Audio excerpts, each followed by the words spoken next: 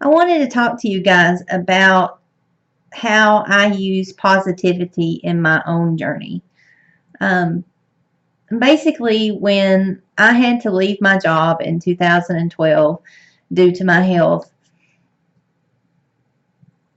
I don't have kids, and I had put everything into my career. My career was my identity, it was my self worth. Um, I had worked my butt off to get to where I was. I had started out as a assistant plant operator in commercial nuclear power, and in 11 years I progressed to senior manager over processes and procedures in my company. And so I had really put everything within my being into my career and advancing and being respected and all that jazz, because I was very much a woman in a man's world, and that was also something that made it much more difficult. But it all prepared me for the journey with my health, truthfully, because of that sheer will and determination. It just had to be transferred over to fighting Tarlov cyst disease and my other rare conditions. And so on the day that I retired, I sat in my therapist's office crying my eyes out and saying, I don't understand why I'm not happy. I should be happy. You know, I'm people retiring at 37 years old should be happy. And she told me that basically I was grieving the loss of my career, and she was completely right, because basically I felt like I had to rebuild myself from the ground up. And I quickly realized that my entire career and most of my life, truly, because my biggest role model, which is my father, is one of the most negative people I have ever been around in my life. And so I've been exposed to it all my life. And my career was very much walking around and finding what was wrong with the situation. I was always meant to, find problems with equipment or question people's decisions in emergency situations. It was always what was wrong with the situation, not what was right. And so I quickly realized that one of the things I really needed to work on was my positivity and banishing negativity from my life. I didn't fully realize just how much of an impact negativity had on my life at that point, but I knew that it was something that I needed to do something about. And so basically where I started was I made it a goal to compliment a random stranger each day. They were always very simple and true compliments, like, I love your shoes, or where do you get your hair done? It looks great. And with every one of those interactions, I felt like the person that received the compliment left our interaction in a much more positive state. And that I imagine that person going forward and doing the same thing to other people, whether it be holding a door or smiling or whatever.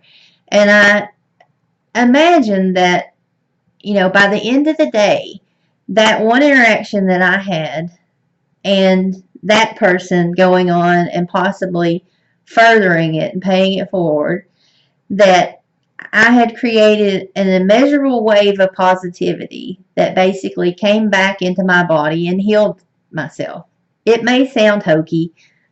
I really don't care. But that's the way that I looked at it. And that's where I started. And then I started building on that. And I bring that up because I think everyone needs a starting place of where they want to start. And it can be different ways. Now I have my own positivity-driven support group for Tarlov cyst disease, because we already face so much pain and suffering in our everyday lives that the last thing any of us need is to bring additional negativity into our lives. It physically impacts me when I am surrounded by negativity. If there's too much of it, I tense every muscle in my body up because my anxiety level gets incredibly high. And, I subconsciously tense my muscles up. So sometimes I could have been that way for hours and not realized it. And basically, I always kind of do a mental health check of my positivity, because if I find myself thinking negative thoughts, like for instance, back at the beginning of August, I went on a 15-day sabbatical alone to Hawaii because I was in a desperate situation. I had been in a very depressive state due to setbacks that I had had with my recovery, and I thought that the only way that I was going to get out of it was a beach vacation by myself where I could prove to myself that I still had my independence, and to my family. And it ended up being the best gift I've ever given myself in my life.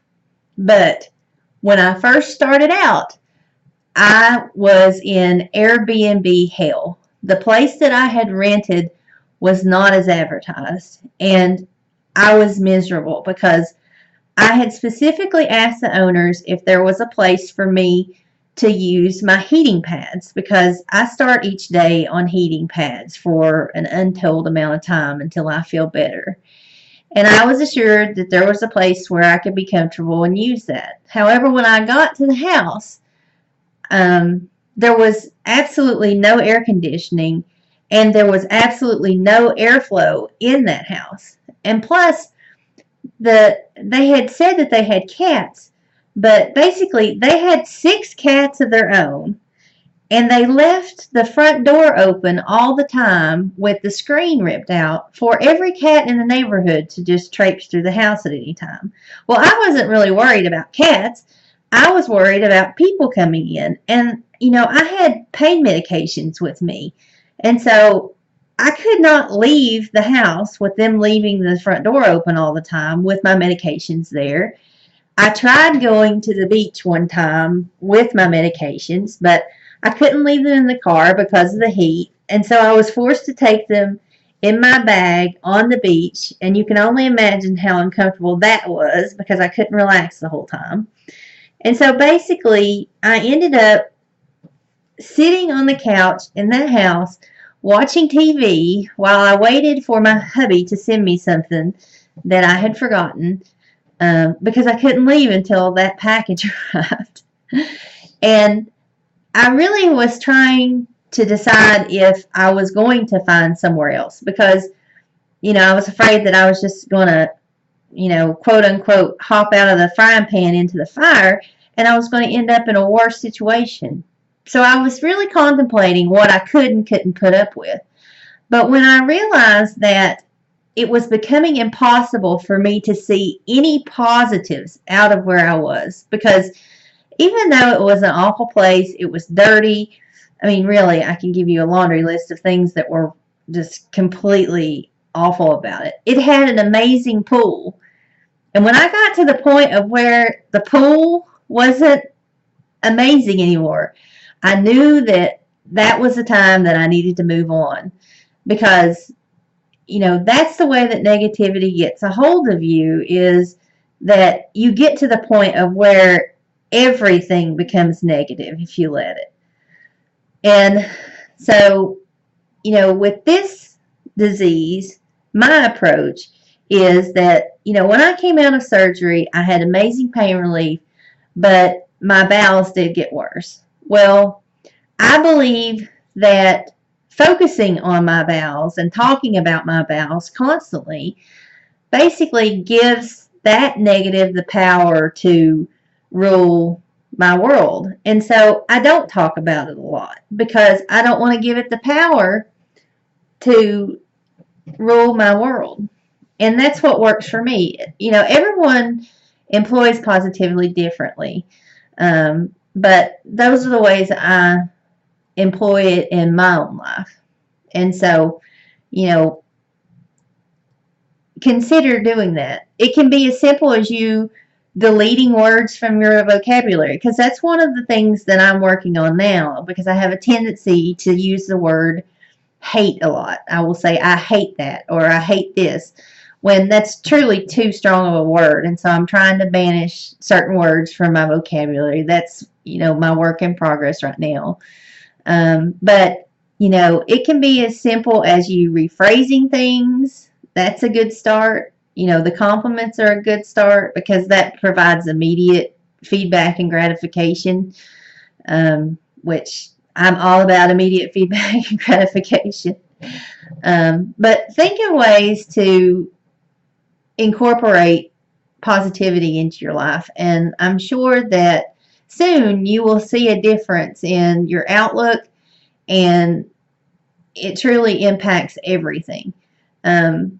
I still am challenged with driving. I still yell and curse at drivers. That may be the one arena that I may never be able to overcome. But, um, this is all a journey and all a learning process, and I'm going to be a work in progress until the day that they put me 6 feet under. So, anyway, I hope that this has given you some things to consider. I look forward to any feedback and comments you may have. And if there's anything that you would like to have a video done on, please let me know. But I hope that you have a wonderful day or night, and it's a blessed one. Thanks.